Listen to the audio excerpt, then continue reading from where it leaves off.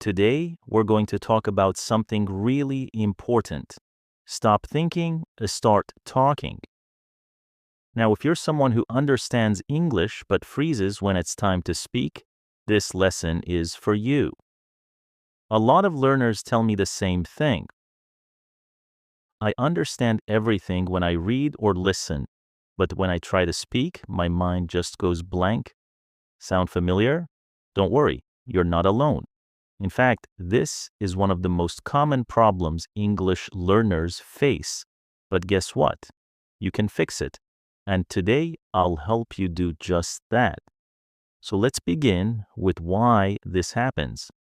Why do we overthink when speaking English? Well, think about this. Imagine you're at a restaurant and the waiter asks, "What would you like to order?"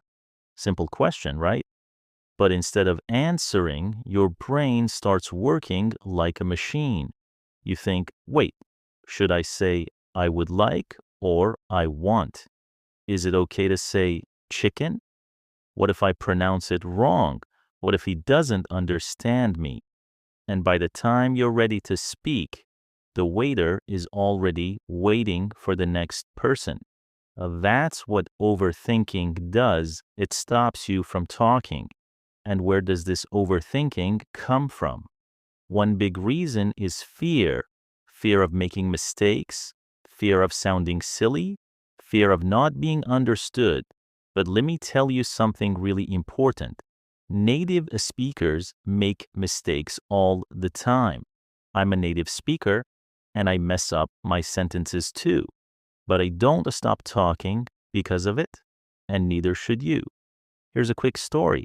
My friend from Spain moved to London and barely spoke any English. At first, she was so shy. She only said yes or no or smiled. But then one day she told herself, "I'm not going to care about mistakes anymore." And she just started speaking. Was her grammar perfect? Did she struggle to find words? Yes. But she kept talking, and after a few months, her English was amazing. Not because she studied more, but because she spoke more. That's the key. So how do you stop overthinking and start speaking? The first thing is stop translating in your head. Let me explain. When you translate from your native language to English, it slows you down. You're not just thinking of what to say. You're thinking of how to say it, how to spell it, and whether it sounds right. It's like trying to run while holding a heavy backpack. It slows you down. Instead, try thinking in English. For example, when you're brushing your teeth, say in your head, "I'm brushing my teeth. The water is cold. I'm getting ready for the day." These small moments help you train your brain to work in English. You don't need perfect grammar, just practice thinking in English. Now let's talk about grammar. Yes, grammar is important, but not when you're speaking in real life. When you're in a conversation, your goal is to communicate, not to be perfect. Imagine you're at a party and someone asks you, "What do you do?" You don't need to say, "I am currently employed as a financial advisor at a multinational company." Just say, "I work in finance," or "I help people with money." Simple sentences work best. People understand you and you feel more confident. Here's another useful tip. Talk to yourself. Yes, I mean it. Talk to yourself out loud. Describe what you see. For example, "This is my phone. I'm charging it now. It's almost full." You don't need a partner to practice speaking. Your voice is your practice tool. Try standing in front of a mirror and pretending you're having a conversation with someone. It might feel strange at first, but it works. Trust me. And here's a technique I absolutely love: shadowing.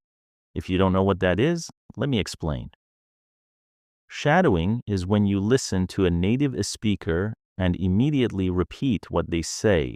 For example, find a YouTube video, play one sentence, pause it, and then repeat it exactly the same way. try to match their speed, pronunciation, and rhythm. It helps you sound more natural and builds confidence. Do this for 10 minutes a day and you'll see a big difference. Now, don't try to speak like Shakespeare. Keep your sentences short and simple.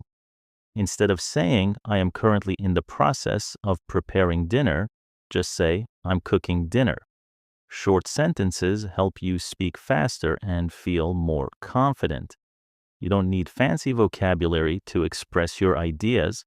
Also, stop waiting for the right moment to speak. That perfect moment will never come. Start speaking now, even if it's just a few words, even if it's just talking to yourself or practicing alone in your room. Every word you speak builds your confidence. And don't be afraid of mistakes. In fact, you should celebrate them. Every mistake means you're trying. If you never make mistakes, it means you're not speaking enough. Let me give you an example. I once had a student who always waited until she could say things perfectly. She knew grammar very well, but she never spoke in class. Meanwhile, another student spoke all the time, even though he made lots of grammar mistakes. Guess who improved faster? The one who kept talking. Because practice is what makes you fluent. Here's something you can try today. A 30-second speaking challenge.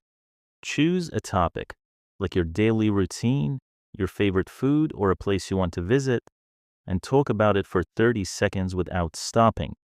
It doesn't matter if you make mistakes. Just keep going. Don't pause. Don't correct yourself. If you don't know a word, describe it. For example, if you forget the word umbrella, say, the thing that protects you from rain.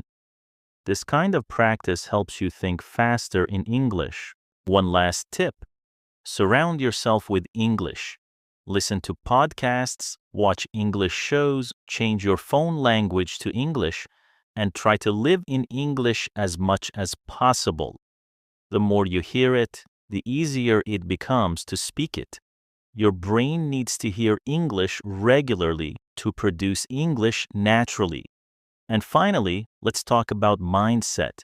If you keep telling yourself, I'm bad at English or I can't speak well, guess what? Your brain believes it. So change the story in your head. Say, I'm learning, I'm improving, I can speak English. Confidence doesn't come from knowing everything. It comes from trying, failing, and trying again. Don't compare yourself to others. Everyone learns at their own speed. Focus on your own progress. Are you better than you were a week ago? Great. Keep going. And remember, fluency doesn't mean speaking perfectly. It means speaking naturally. So speak more, worry less, and enjoy the journey. All right, that's all for today's lesson. If you found this helpful, don't forget to like, comment, and share this video. And most importantly, practice the speaking challenge I gave you. Do it today, do it tomorrow, and keep doing it. You'll be surprised how much progress you'll make.